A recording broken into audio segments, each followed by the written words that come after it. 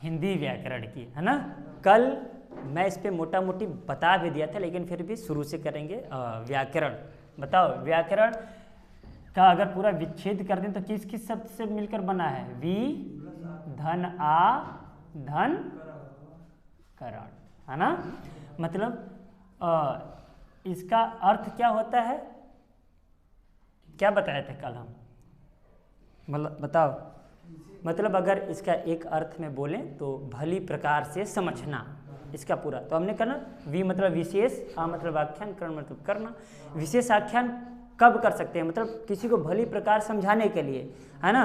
क्यों भाई, जब देखते हैं हम लोग, टीचर जब पढ़ाते थे हम लोगों को 9th में 10th में, पद्य था ना, समझ में आता है क्या? नहीं आता है। जब तक कि टीचर एक्सप्लेन ना करे व्याकरण के अनुसार पूरा विशेष रूप से, तब तक नहीं समझ में आता था। तो हिंदी व्याकरण में मतलब व्याकरण किन से मिलकर बना है? 3 शब्दों से, वी धन आ धन करण, ठीक है। जिसका अर्थ क्या होता है? अगर हम बात करते हैं अर्थ की, तो क्या अर्थ हो जाएगा? भली प्रकार से समझना, है ना। इसका अर्थ हो गया। और हमने कल ये भी चर्चा किया था कि इस व्याकरण के कितने अंग होते हैं, बात किए थे ना। तो अब जैसे परिभाषा की बात करते हैं तो भली प्रकार से कैसे समझेंगे? जब कोई शुद्ध शुद्ध बोलेगा, है ना, शुद्ध शुद्ध लिखेगा, शुद्ध शुद्ध उच्चारण करेगा, बोलेगा मतलब उच्चारण करेगा, तभी तो हम समझ पाएंगे भली प्रकार से, कि ऐसे समझ जाएंगे। कभी कभी जब कोई देखोगे तोतला व्यक्ति है, अच्छे से उच्चारित नहीं कर पाता तो समझ में नहीं आता है ना, होता है कि नहीं। तो उसी तरीके से 10 रुपये तो तुरतुरे, है ना। तो हालांकि वो तो समझने वाला समझ जाता है कि कुरकुरे मांग रहा है, लेकिन 10 रुपये तो तुरतुरे। तो मतलब क्या है कि जब तक भली प्रकार से उच्चारित नहीं करेंगे तब तक समझ में नहीं आता है। बहुत सारी चीज़ें, बहुत एग्जाम्पल दे देंगे तो हो जाएगा, लेकिन ध्यान से देखना। अब अर्थ तो समझ गए, भली प्रकार से समझना। तो व्याकरण क्या है? तो हम लोग कल ही बात किए थे, व्याकरण एक ग्रंथ है, मानकर चलो। हम ये मान सकते हैं कि एक विधा है, और ये हमें किस चीज़ का ज्ञान कराता है? किसी भी भाषा का शुद्ध रूप का ज्ञान कराता है, ठीक है ना। तो मैं वो परिभाषा नहीं लिख रहा हूँ, बल्कि मैं ये YouTube पर भी डाल दूंगा, और इसका क्या कर दूंगा, PDF भी डाल दूंगा, ताकि तुम लोगों की मेहनत कम करना पड़े। लेकिन यहाँ लिखना है, यहाँ लिखोगे, फिर उसके बाद में PDF भी डाउनलोड कर लोगे, उसको पढ़ोगे, लिखोगे तो ज़्यादा बेहतर रहेगा, ठीक है ना। अच्छा, एक चीज़ तो ये सीख गए। अब हम लोग बात करते हैं व्याकरण के अंग कौन कौन से हैं। कल बताया थे, फटाक से बताओ, व्याकरण के कितने अंग? Very good. व्याकरण के 3 अंग होते हैं। कौन कौन से भाई? वर्ण विचार, है ना, शब्द विचार, और बोलो वाक्य विचार, ठीक है। अब देखो, ये व्याकरण के 3 अंग है, लेकिन कहीं कहीं किताबों में व्याकरण के कितने अंग दे देते हैं? 4, लेकिन वास्तव में 4 नहीं है। हमने कल ये भी बताया था, फिर भी बता देता। तो वो चौथा अंग क्या है? पद विचार ना। तो ये देखो, एक चौथा क्या है, ये हमें नहीं याद रखना है, बस समझ लेना है, पद विचार। और एग्जाम में दे दे कि व्याकरण के कितने अंग है, तो हमें ऑप्शन में 3 ही लगाना है। कितने लगाने हैं? 3। ये चौथा क्या है? पद विचार क्या है, मैं वो बता देता हूँ। वर्ण से सभी लोग परिचित हैं, शब्द से सभी लोग परिचित हैं, और वाक्य से सभी लोग परिचित हैं। हमने कल क्या बताया? जब शब्दों का वाक्य में प्रयोग हो जाता है, अर्थात शब्दों से मिलकर जब वाक्य बन जाता है, तो वो उस वाक्य में जो शब्द हैं वो शब्द ना रह करके पद कहलाते हैं, पद बन जाते हैं। समझ में आया? एक एग्जाम्पल लेते हैं हम लोग। जैसे एक एग्जाम्पल हमने यहाँ ले लिया, कह दिए राम पुस्तक पढ़ता है। हमने क्या देखा? राम एक अलग शब्द है, पुस्तक एक अलग शब्द है, पढ़ता एक अलग शब्द है, और है एक अलग शब्द है। तो ये शब्द है, लेकिन ये सभी के सभी मिलकर के क्या बना रहे हैं भाई? एक वाक्य की रचना कर रहे हैं। तो इस वाक्य में अब ये राम शब्द ना हो करके, ये शब्द ना हो करके क्या हो गया है? ये पद हो गया है। मेरी बात समझ में आई क्या? कोई दिक्कत? तो पद में अंतर समझ में आएगा और शब्द में, पक्का ना। तो अब हम लोग बात करेंगे वर्ण विचार, शब्द विचार और वाक्य विचार। समझ में आया? एक क्वेश्चन पुटअप करता हूं, जरा बताना। अर्थ के आधार पर व्याकरण के कितने अंग होते हैं? अब हमने तो बस यहाँ लिखा है व्याकरण के अंग, तो अब बताना अर्थ के आधार पर व्याकरण के कितने अंग होते हैं। Option number 1, 2, 3, 4, 5। 3, तुम बताओ। 4। अच्छा, अब देखो तुम लोग अपने आंसर बता दोगे। हमने ऑप्शन क्या क्या दिया था? 2, 3, 4, 5। अर्थ के आधार पर व्याकरण के अंग, यही पूछा था ना। चलो, इसका कोई अर्थ होता है क्या? बताओ, कोई अर्थ होता है? अब वो मत कहते ना क से कबूतर, कबूतर ये एक शब्द हो गया, उसका अर्थ निकल रहा है। इस क का कोई अर्थ निकल रहा है? इस अ का कोई अर्थ निकल रहा है? नहीं। मतलब वर्ण का कोई अर्थ नहीं होता। क्या वर्ण का अर्थ होता है? मतलब वर्ण विचार जब पढ़ेंगे तो वर्णों का कोई अर्थ नहीं होता है, लेकिन शब्द कह दूँ राम, आलू, मटर, टमाटर, ये सब नाम ले रहा हूँ तो अर्थ निकल रहा है कि नहीं, आलू है, मटर है, टमाटर है। और वाक्य तो अभी लिखा है, राम पुस्तक पढ़ता है, तो समझ में आ गया। तो अर्थ के दृष्टिकोण से या अर्थ के आधार पर व्याकरण के कितने अंग? 2। समझ में आया? आया कि नहीं? नोट्स में अपने से बना लेना। अच्छा, लिखवा दें? अच्छा ठीक है, इतना समझ में आया कि नहीं? फिर पढ़ेंगे हम लोग वर्ण विचार। फटाफट कॉपी करना है तो तुरंत लिखो, मैं ये भी लिख देता हूँ भाई, लिखो, उतारो इसको, ऐसे लिख लेना नोट करके कि अर्थ के आधार पर, अर्थ के आधार पर व्याकरण के 2 अंग होते हैं। 2 अंग होते हैं, और वो कौन कौन से हैं भाई? तो बताना, शब्द, दूसरा क्या है? वाक्य। ठीक है, कोई दिक्कत?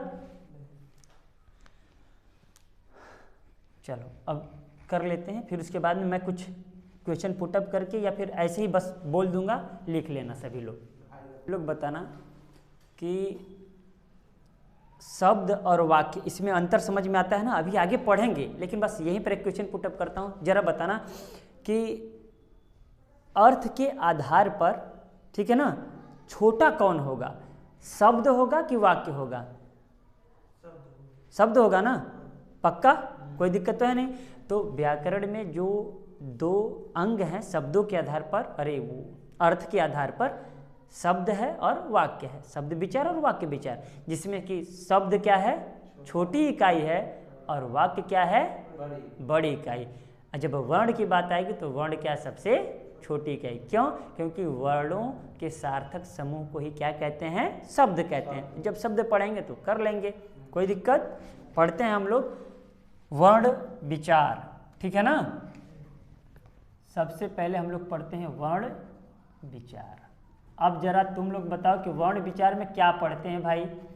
बोलते रहो। वर्ण विचार में हम लोग क्या पढ़ते हैं? वर्ण विचार में हम लोग वर्णों के बारे में पढ़ते हैं, है ना। अच्छा देखो, एक नया शब्द वो लाया है। नया क्या है? बढ़िया है, मैं भूल ही गया था, मैं नहीं पढ़ा था सच में। वर्णमाला मैं नहीं पढ़ा था, लेकिन तुम लोग बोल देते तो आ जाता है दिमाग में। मैं सीधे वर्ण से ही पढ़ाना शुरू करता। वर्णमाला भी बता देता हूँ। अच्छा, वर्ण विचार में हम लोग क्या पढ़ते हैं? वर्णों के बारे में पढ़ते हैं। तो पहले वर्ण सीख लें, फिर वर्णमाला बात करते हैं, ठीक है ना। अच्छा, ये वर्ण किसे कहते हैं? वर्ण। अच्छा, इसको हम लोग इस नाम से भी जानते हैं ना, अक्षर। वर्ण या अक्षर हम लोग मतलब प्रायः इसको पर्यायवाची के रूप में ले लेते हैं, लेकिन अगर सूक्ष्म जाकर देखें, इसके और अंदर जाकर देखें तो दोनों में सूक्ष्म अंतर समझ में आ जाता है। लेकिन हम लोग जब सामान्य व्याकरण की बात करेंगे तो अक्षर और वर्ण दोनों क्या लेकर के चलेंगे? एक समान। क्लियर है ना? अंतर क्या है वो छोटा सा मैं भी बता दूंगा। देखो, ऐसे बताया जाता है अक्षर अधन क्षय, जिसका क्षय ना हो, जो विघटित ना हो, वही अक्षर है। मेरी बात समझ में आ रही है? अब जैसे कि मैं कह दूं, इसको छोटे टुकड़ों में तोड़कर दिखाओ, टूट जाएगा? नहीं। तो मतलब ये क्या है? अक्षर है। वर्ण किसे कहते हैं? तो भाषा की सबसे छोटी इकाई क्या कहलाता है भाई? वर्ण। तो सबसे छोटा ही तो है, इससे छोटा कुछ हो सकता है नहीं ना, तो मतलब ये वर्ण भी है। मेरी बात समझ में आई कि नहीं आई? अच्छा ये देखो, ये क्या है? क, ये भी वर्ण है ना, पढ़ते हैं कि नहीं? छ वर्ण है ना, भले ही ये दो व्यंजन से मिलकर बना है कि नहीं, लेकिन फिर भी इसको क्या बोलते हैं? वर्ण बोलते हैं कि नहीं? इसको भी क्या बोलते हैं? वर्ण बोलते हैं। लेकिन अगर हम बात करेंगे तो ये देखो क पे हलंत प्लस अ लगा है कि नहीं, अब ये देखो दोनों अक्षर हो गए। क्या इससे छोटा हो सकता है? क्या हो सकता है? क्या इससे छोटा हो सकता है? क्या स्वर रहित व्यंजन भी अक्षर है। समझ में आया? हमने अक्षर के हिसाब से बताया, हालांकि अक्षर तो शब्दों को भी क्या करता है? डिनोट करता है, व्यक्त करता है। जैसे हम लोग कल ही पढ़े थे ना, अ से अनार, अ एक अक्षर है जबकि शब्द क्या है? अनार है कि नहीं? और अनार को कौन डिनोट कर रहा है? एक अक्षर। मेरी बात समझ में आ रही है कि नहीं? तो बस ये रहे, अक्षर का मतलब और वर्ण का मतलब दोनों क्या है? लगभग समान है। यही मान करके हमको चलना है, कोई अक्षर बोले चाहे कोई वर्ण बोले, बात एक ही है। समझ में आया कि नहीं आया? लेकिन थोड़ा सा अंतर क्या है वो भी हमने बताने का प्रयास किया है, वो समझ में आया कि नहीं? बोलो। चलो ठीक है, तो अब हम लोग बात करेंगे वर्ण। तो देखो कई तरीके से परिभाषा बन सकती है, जैसे कि हमारे मुख से जो ध्वनि निकली हुई है उसी का लिखित रूप वर्ण कहलाता है। मैंने क्या कहा? जैसे कि अब वर्ण तुम ही बताओ, मैं क्या बोल रहा हूँ। जैसे कि गाँव में जाते हैं, या लुकौल खेले हो? लुकौल मतलब आइस बाइस, इंग्लिश मीडियम में हाइड एंड सीक है ना। लुकौल खेले हो ना, तो जब खेलते हैं तो क्या बोलते हैं? टुहकारी मारते हैं। टुहकारी समझते हो? बोलते हैं कि नहीं? जो लोग को तो कुछ लोग बोलते हैं कि आवा, है कि नहीं? तो ये बताओ जब बोलते हैं तो ये कौन सा वर्ण निकल के आ रहा है? ये निकल के आ रहा है कि नहीं? तो अब हमारे मुख से जो ध्वनि निकली हमने उसको लिख दिया, लिखित रूप हो गया। तो ये क्या है? ऊ दिख रहा है कि नहीं? ये क्या है? वर्ण है। वर्ण है कि नहीं है? अर्थात हमारे मुख से निकली हुई ध्वनि का लिखित रूप क्या है?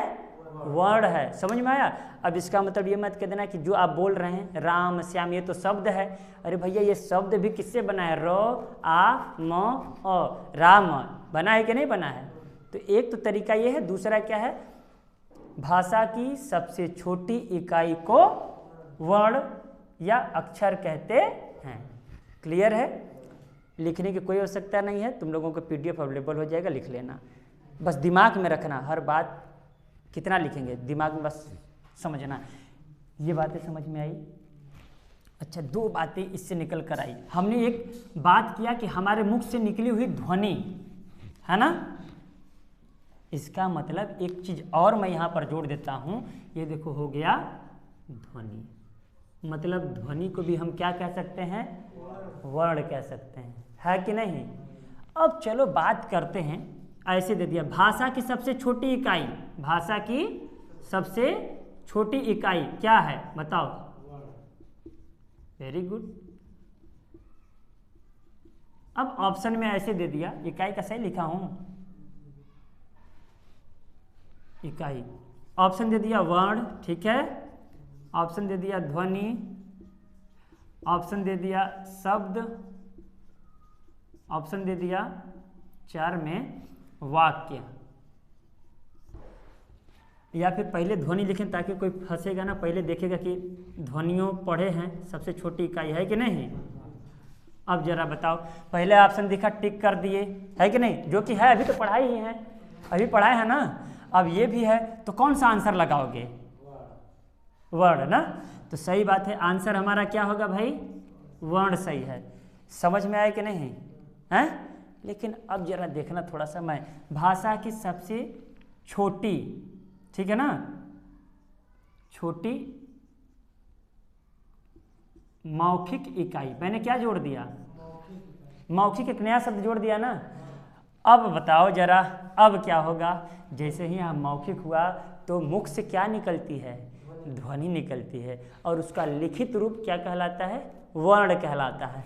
तो अब जब यहाँ पर आ जाएगा भाषा की सबसे छोटी मौखिक इकाई क्या है, तब यहाँ पर आंसर क्या हो जाएगा? ध्वनि। समझ में आया? क्लियर है ना? अब देखो क्या है कि भाषा की सबसे छोटी लिखित इकाई क्या है, तो भी वर्ण होगा। केवल दे देगा सबसे छोटी इकाई, तो भी क्या होगा, वर्ण होगा। लेकिन जैसे ही कहते हैं मौखिक इकाई क्या है, तब क्या हम मानेंगे, ध्वनि मानेंगे। क्लियर हो गया, पक्का? मिटा दें इसको, लिखने का टेंशन मत लेना, सब कुछ है दे देंगे, ठीक है। अब इसको इरेज कर रहा हूँ, क्वेश्चन बस समझ में आता रहे, ठीक है। अब देखो, अब हम लोग आ जाते हैं वर्णमाला पर, ठीक है ना। अच्छा ये बताओ, उतने बड़े कलाकार तो नहीं है, लेकिन ये बस समझ लो, तुम लोग समझ जाओगे, हमारी भावनाओं को समझो, बस हम मान जाएंगे कि ये क्या है, हम क्या बना रहे हैं, बताओ ये क्या है, फूल है। गजब, मतलब हम कलाकार हैं, हम मान गए। अब मतलब समझ गए कि फूल है तो सही है, फूल ना बना ही रहे हैं, समझ में आ रहा है। तुम लोगों को फूल नहीं बना रहे हैं ना, मतलब हम इसमें फूल बना रहे हैं। तो अब देखो ये फूल है ना, है। अब ये फूल अगर ऐसे ही है तो इसे हम फूल कह रहे हैं, क्या कह रहे हैं, फूल, मतलब पुष्प, है ना। अब देखो इसको हम, इसी फूल को अब एक धागे में पिरो दिए, क्रमबद्ध पिरो दिए और किसी को पहना दिए, तो फूल फूल न होकर के क्या हो गया, माला। मेरी बात समझ में आई, फूल और माला में अंतर। तो क्या बिखरा है तो माला है, अब पिरो दिए तो क्या है, फूल है। अब पिरोते हैं तो क्रमबद्ध में रहता है ना, ऐसा नहीं ना है कि एक ठो ऊपर एक ठो नीचे, ऐसे नहीं ना रहता है। मेरी बात समझ में आ रही है। तो अब देखो मैं ये लिख रहा हूँ, अ छोटी ई बड़ी ई, आ छोटा ऊ, ए बड़ा ऊ, ऋषि र, अंक अह, ऐसे करके लिख दिया मैं। या क ख ग घ लिखूंगा तो क ग घ ख अंग, ऐसे करके लिख दिया। तो अब जरा बताओ, ये तो वर्ण है कि नहीं है, वर्ण है, वर्ण है, लेकिन क्या ये वर्णमाला है, नहीं है। क्यों नहीं है, क्योंकि ये माला नहीं है, ये तो केवल पुष्प हैं, बिखरे पड़े हैं। इनको जब एक धागे में पिरोएंगे तो क्या बनेगा, एक क्रम से आएगा, आ छोटी ई बड़ी ई, छोटा ऊ बड़ा ऊ, री ए। अब डॉट डॉट डॉट, मेरी भावनाओं को समझ जाओ यहाँ पर। उसके बाद में ओ और छोड़ दिए हैं, है कि नहीं, ये ओ और औ।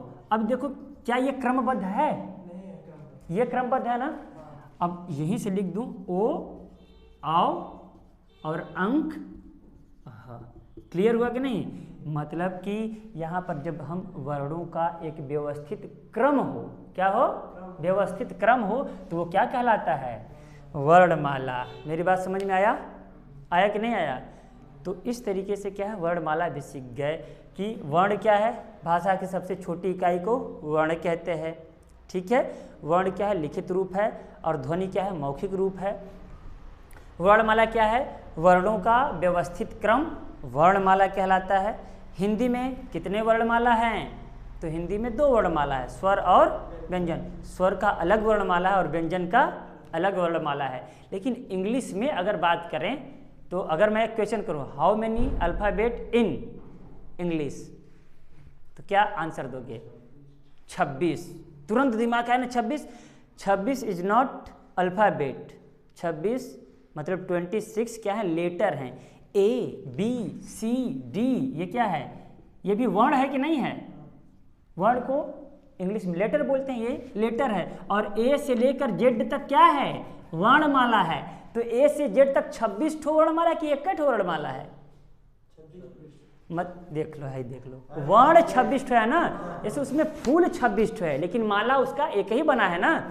तो अंग्रेजी में वर्णमाला कितने हैं, दे देगा इसे तो मार दोगे, 26 दे दिया कि अंग्रेजी में वर्णमाला की संख्या है 1, 26, 5, 21। तो कुछ लोग तेज बनेंगे कि अरे ये तो लगता है वाउल्स पूछा है, स्वर 5 मार देंगे। कुछ लोग तो एकदम देखते 26 एकदम ढूंढिए, 26 टिक कर देंगे, 1 पर किसी का ध्यान नहीं जाएगा, जबकि वर्णमाला कितनी है, 1 ही है। और जबकि हिंदी में कितनी वर्णमाला है भाई, 2 है कि नहीं, स्वर वर्णमाला, वर्णमाला और व्यंजन वर्णमाला, व्यंजन वर्णमाला, मेरी बात समझ में आई? एक नया चीज़ मिल गया, इसको राइट डाउन करना, लिख लेना, क्योंकि ये PDF में नहीं मिलेगा। अच्छा, ये बातें समझ में आ गई। स्वर में अ से क्या करेंगे, हालांकि स्वर अह तक नहीं होता है, लेकिन फिर भी मान लेते हैं क्या जाता है कि नहीं? क से ज्ञ तक। मेरी बात समझ में आ गई? पक्का? अब कंफ्यूजन नहीं ना है कि कोई पूछ दे कि भाई वर्णमाला क्यों कहते हैं, तो ऐसे माला बना करके, फूल बना करके, माला पिरो करके उसको पहना देना, वो समझ जाएगा। इसको इरेज कर रहे हैं, मिटा रहे हैं। व्यवस्थित क्रम रहे तो वर्णमाला, व्यवस्थित क्रम नहीं रहेगा तो केवल वर्ण। क्लियर हुआ? अब भैया हम लोग बात करेंगे वर्ण का। वर्ण, अब वर्ण में वर्ण कितने प्रकार के हैं? 2 प्रकार के, स्वर और व्यंजन। अब एक क्वेश्चन फिर पुटअप करता हूं, बहुत हिंदी पढ़े हो तुम लोग ना? चलो बताओ बिना ऑप्शन का कि स्वर को क्या कहते हैं, या स्वर को संस्कृत में क्या कहते हैं, या स्वर का तत्सम रूप क्या है, बता दो। है कि नहीं? तो अब याद रख लो, क्या पता आ जाए। हम लोगों को हर उन पहलुओं को छूना है जिनको अन्य टीचर नहीं छू पाते हैं और ना ही किताब छू पाती है। तो इसको बोलते हैं अच। क्या बोलते हैं? अच। अब व्यंजन को क्या बोलते हैं? तो लल्ला, व्यंजन अभी हम कहें कि किसके सहायता से लिखी जाती है? स्वर की सहायता से। तो ये व्यंजन है ना, ये स्वर है ना, ये क्या लिखा है? हलंत बोलते हैं इसको। क्या बोलते हैं? हलंत। मतलब व्यंजन को हम क्या बोलेंगे? हल बोलेंगे। मेरी बात समझ गए? कोई दिक्कत? पक्का? अब देखो, अब हम लोग पढ़ेंगे मजे में स्वर। ठीक है? अब स्वर को पढ़ेंगे तो स्वर में कौन कौन से भेद हैं, किसको कहाँ से बोला जाता है, वहाँ से स्टार्ट हो गया जहाँ से क्वेश्चन खूब पूछता है। और मैं किताब का भी बताऊंगा और किताब में क्या कमियां हैं, आयोग क्या आंसर मानता है, उस पर चर्चा करूंगा। लिखो, मैं इरेज करके। अब जरा बताना कि स्वर किसे कहते हैं? बिल्कुल बिल्कुल, जो मतलब ऐसा वर्ण जो स्वतंत्र रूप से बोला जा सके, जो स्वतंत्र हो। अर्थात हम समझने के लिए कह सकते हैं कि ऐसा वर्ण जिन्हें उच्चारित करने के लिए किसी अन्य अथवा दूसरे वर्ण की आवश्यकता नहीं पड़ती या सहायता नहीं लेनी पड़ती, क्या कहलाता है? स्वर कहलाता है। अर्थात स्वर स्वतंत्र होते हैं। ठीक है ना? इसका मतलब मत सोचना कि 1947 में स्वतंत्र हुआ है। ठीक है? और व्यंजन की जब बात करें तो हमने एग्जाम्पल दिया ही है, व्यंजन में व्यंजन की बात कर लेंगे। अच्छा, तो स्वर में जो अगर हम बात करें तो ये बताओ, अगर मैं ऐसे करूं, अभी मैं उच्चारण के आधार पर नहीं चल रहा हूं, स्वर के कितने भेद हैं ये बता दो। ऐसे ही 2 भेद। कौन कौन? हाँ, तब तो वो चलो, अच्छा ठीक है, बता रहे हो, वेरी गुड, ठीक है। 3 ठो है। देखो, मेरे बताने का उद्देश्य क्या था? मूल स्वर और संधि स्वर, है ना? नाम नया लग रहा है कि नहीं? है ना? मूल स्वर, संधि स्वर। संधि स्वर को और क्या बोल सकते हैं? संयुक्त स्वर। संयुक्त स्वर। ठीक है ना? स्वर है, अक्षर नहीं है बालक। छ त्र ज्ञ स्र नहीं है। हाँ ठीक है, नहीं हमें सुनाई दिया ना कि अक्षर है। अक्षर तो ठीक है, चलेगा। हमें संयुक्त अक्षर का मतलब सभी लोग क्या ध्यान में रखते हैं? बोलो। छत्र ज्ञ ही रखते हैं ना, इसलिए मेरे भी दिमाग में वही आया जब तुम बोले तो। चलो ये है, लेकिन अब हम लोग इसके भेद पढ़ने शुरू कर रहे हैं। ठीक है ना? मूल स्वर में क्या है अभी आ जाएगा। तो पहला हम लोग मात्रा के आधार पर पढ़ रहे हैं। किसके आधार पर? मात्रा के आधार पर स्वरों के भेद। ठीक है ना? तो बता दो कितने होते हैं? 4। शाबाश, छा गए तुम। बताओ कौन कौन सा? छोटी। है देखो, अभी हम क्या पूछ रहे हैं? मात्रा के आधार पर स्वर के भेद बताइए। तो अभी 4 बता रहा है। और छोटी हमने पूछा कि मतलब ह्रस्व स्वर क्या है, पूछा है? नहीं ना, हमने तो पूछा कि मात्रा के आधार पर स्वर के भेद बताइए। तो मात्रा के आधार पर स्वर के कितने भेद? 3। लेकिन ये किताबों में है, लूसेंट पढ़ेंगे, कई किताब पढ़ेंगे, उसमें कितना दिया है? 3। लेकिन मुख्य रूप से कितने हैं? हिंदी पढ़ रहे हैं ना, इंग्लिश थोड़ी पढ़ रहे हैं। हालांकि उसका भी प्रयोग होता है, मैं बताऊंगा, लेकिन एग्जाम में हमें मुख्य रूप से कितना आंसर देना है? 2। मैं ऐसे ही नहीं हवा में बोल रहा हूँ। वीडियो 2018 जो कि परीक्षा रद्द हुई है उसके प्रश्न पत्र में दिया था मात्रा के आधार पर स्वर के कितने भेद होते हैं। पेपर भी है मेरे पास, आंसर की भी है, रखा हूँ प्रूफ के लिए। तो ऑप्शन दिया था 2, 3, 4, 5। अब देखो मात्रा के आधार पर लुसेंट पढ़े, कोई भी किताब पढ़े तो 3। कौन? ह्रस्व स्वर, दीर्घ स्वर, प्लुत स्वर, याद है ना? टिक कितना मारेंगे? 3, लेकिन मैं 2 ही मारा था और 2 हमारा सही था। आंसर किया है तो 2 हुआ।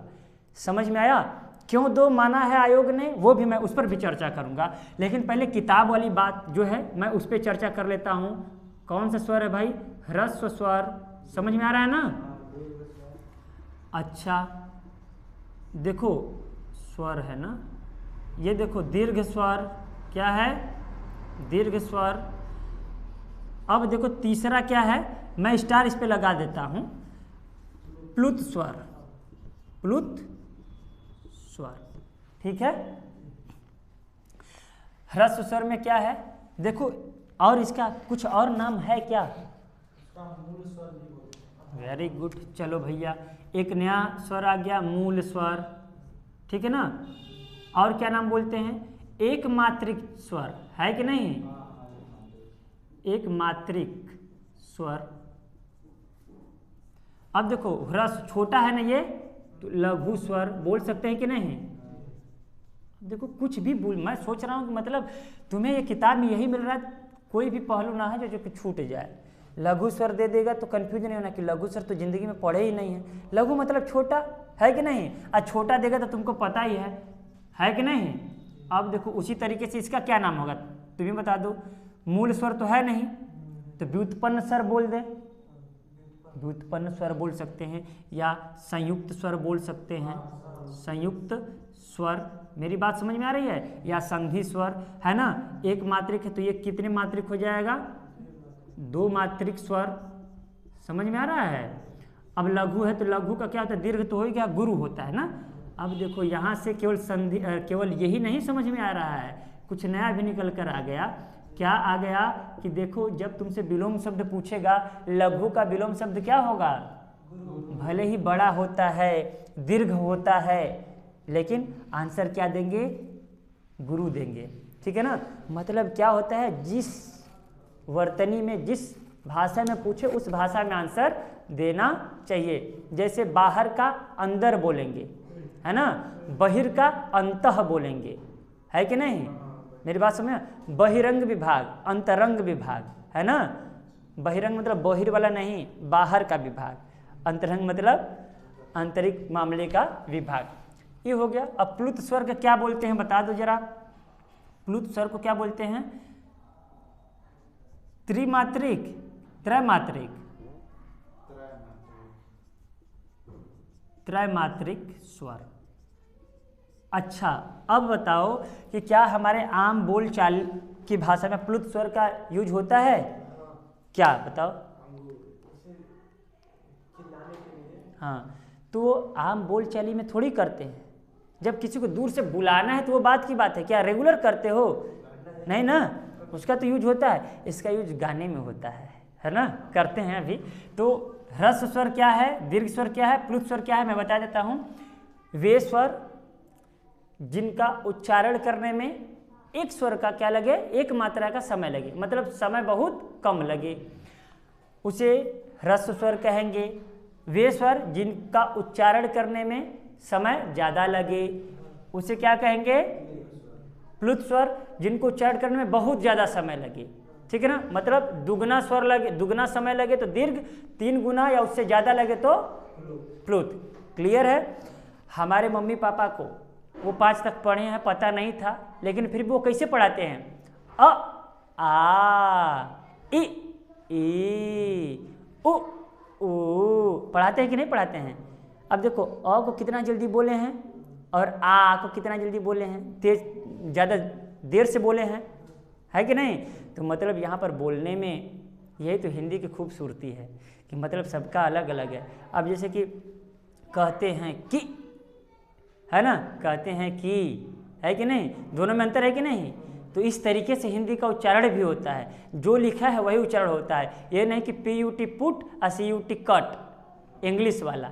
इसीलिए हिंदी को वैज्ञानिक भाषा माना जाता है। क्यों? क्योंकि संस्कृत से ही इसकी उत्पत्ति हुई है, और संस्कृत क्या है, एक मानक भाषा है और बल्कि वैज्ञानिक भाषा है। इसमें कोई बदलाव नहीं होता। अगर इस पर छोटी की मात्रा लगा है तो आप छोटी ही उच्चारण करेंगे, बड़ी ई लगा है तो बड़ी उच्चारण करेंगे, छोटा ऊ लगा है तो छोटा हुई उच्चारण करते हैं कि नहीं। लेकिन इंग्लिश में ऐसा नहीं होता, कभी साइलेंट हो जाता है, KNOT नॉट हो जाता है ना, KNIGST नाइट हो जाता है कि नहीं। तो लेकिन यहाँ पर ऐसा कुछ नहीं होता है। तो ह्रस्व स्वर किसे बोलते हैं, जिसको बोलने में कम समय लगे। दीर्घ स्वर किसे कहते हैं, आप पढ़कर दोनों सिखा दिए ना। अब जैसे कि प्लुत स्वर है, प्लुत स्वर को जैसे किसी का नाम बुलाना है तो अब नाम दूर से बुलाना है तो उसमें ज़्यादा देर तक होता है, ठीक है ना।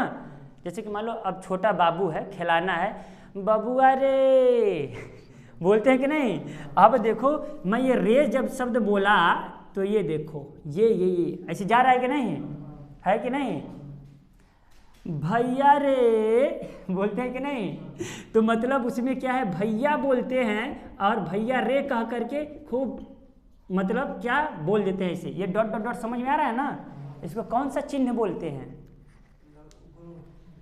ये जो डॉट डॉट डॉट है बहुत दूर तक जा रहा है तो इसको हम बोलते हैं अपूर्ण चिन्ह। क्या बोलते हैं, बताए थे कि नहीं। हाँ, तो भूलते रहो तुम लोग और हमसे बार बार पूछवाते रहो। क्लियर हो गया ना। अब देखो इसके अलावा क्या करते हैं, ओम कितना लंबा बोलते हैं, है कि नहीं। तो मतलब ये क्या है, प्लुत स्वर है। लेकिन तुम ही बताओ क्या वास्तव में हम लोग बात करते हैं तो ये सब का बातें करते हैं। तुमसे मैं बात कर रहा हूँ तो इतना तेज मैं कर रहा हूँ कि ये आ जाए, नहीं ना। गाना में प्रयोग होता है ना। जैसे कि ये क्या लिखा है, अगर मैं बात करूं इसको तो मिटा सकता हूं ना। जैसे कि गाना मैं एक लिख रहा हूं थोड़ा सा, अब उसको गाऊंगा भी, जरा देखना तुम। अब ये क्या है बताओ, पढ़ो। तुझे देखा तो, ये जाना सनम ना, जाना सनम। अब जरा बताओ, ये ऐसे अगर हम लोग पढ़ रहे हैं तो साधारण सा बात है कि नहीं। लेकिन देखो, तुझे देखा तो ये जाना सनम, ऐसे पढ़ते हैं कि नहीं, गाया है कि नहीं। अब देखो, देखा इतना दूर, देखा तो देखा, अब खींच रहा है, मतलब गाना में किसका प्रयोग होता है, प्लुत स्वर का। लेकिन आम बोली चाली में इसका प्रयोग नहीं होता है। इसलिए सदैव मात्रा के आधार पर हम स्वर के कितने भेद बताएंगे, 2 भेद। मेरी बात समझ में आई। किसके अनुसार बताएंगे, UPSSC 2018 के वीडियो के एग्जाम के अनुसार, लुसेंट के अनुसार नहीं, ठीक है ना, PN पांडे के अनुसार नहीं, आदित्य पब्लिकेशन के अनुसार नहीं, हरदेव बहारी के अनुसार नहीं। किसके अनुसार भाई, आयोग के अनुसार। क्योंकि नंबर हमें कौन देगा, आयोग देगा। साक्ष्य किसी का नहीं मानता है, अपने पर आ जाता है। तो मेरी बात समझ में आई कि ह्रस्व स्वर दीर्घ स्वर 2 ही स्वर मानेंगे, तीसरा प्लुत स्वर भी पढ़ ले रहे हैं। इसका आम बोली चाली में कोई प्रयोग नहीं होता है। हालांकि इसको जब किसी को बुलाते हैं, पुकारते हैं तो होता है, बल्कि इसका प्रयोग संस्कृत में होता है। अर्थात मूल भाषा क्या है, संस्कृत। मूल भाषा में ये स्वर के अगर मात्रा के आधार पर बात करें तो कितने भेद हो जाएंगे, 3। और प्लुत स्वर का प्रयोग किस में करेंगे हम, मूल में।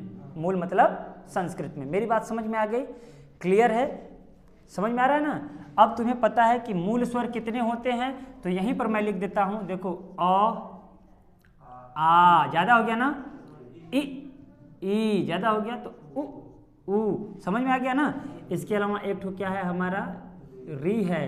अभी एक चीज और मैं दिखाऊंगा। देखो, संस्कृत में बड़का री भी होता है ना। ये देखो, ये वाला पितृ धन ऋण, पितृण, समझ में आया। लेकिन ये संस्कृत में होता है, हिंदी में नहीं होता।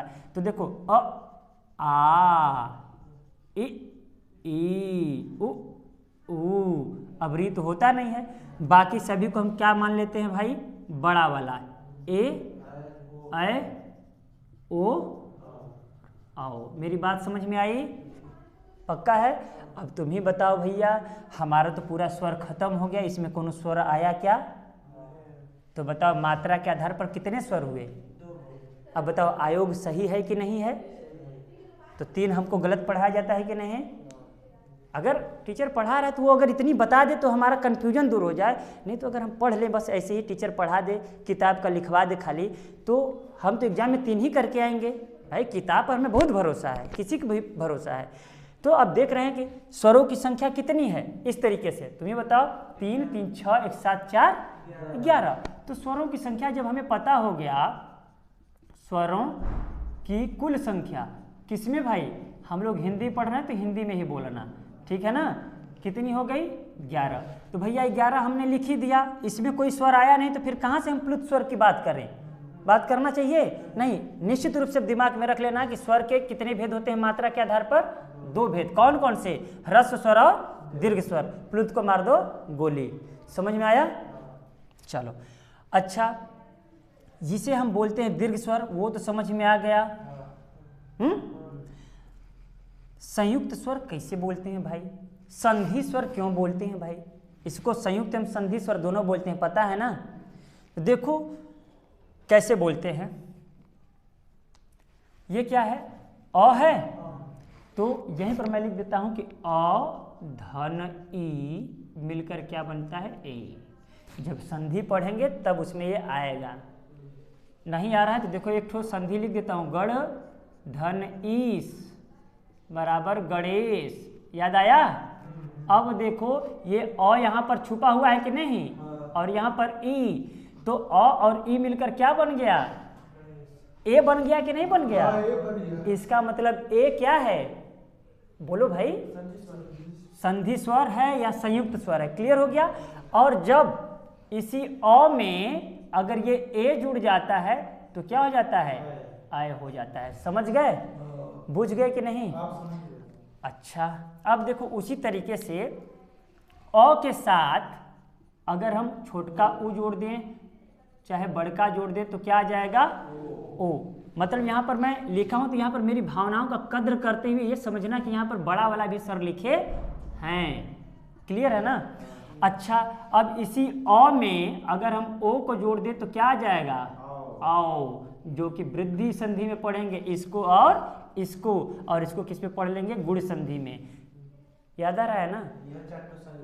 हाँ, तो यही 4 क्या है? संयुक्त स्वर है। कोई दिक्कत? अब देखो क्वेश्चन बनना शुरू। ह्रस्व स्वर की संख्या कितनी है? 4। ठीक है, 4। दीर्घ स्वर की संख्या कितनी है? 7। मूल स्वर की संख्या कितनी है? 4। ठीक है ना? अच्छा, अब ये बताना, कह रहा है संयुक्त स्वर की संख्या कितनी है? 4। ठीक है ना? Very good. अब कौन सा क्वेश्चन बन सकता है? द्विमात्रिक भी तो यही है, कोई दिक्कत नहीं। 1 मात्रा 2 मात्रा है कि नहीं? 2 मात्रा।